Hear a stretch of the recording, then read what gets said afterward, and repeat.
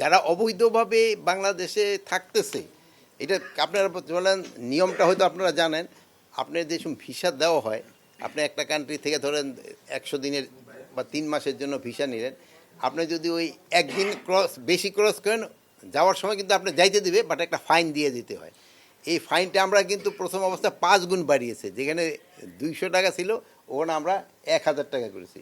আগে ছিল যে যত দিনে থাকেন যাওয়ার সময় আপনি 30,000 টাকা বুঝি ম্যাক্সিমাম দিতে, আমরা কিন্তু এটাও উঠাই দিছি যে যত হবে, যত লাখ টাকা হবে অত দিতে হবে।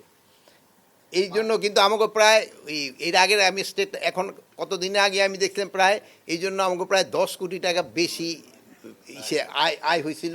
এবং এইতে আরেকটা ইন্ডিকেশন ছিল যে যারা এই ভিসা ছাড়া আছে আমাকে বাংলাদেশে, তারা আস্তে আস্তে চলে যাচ্ছে।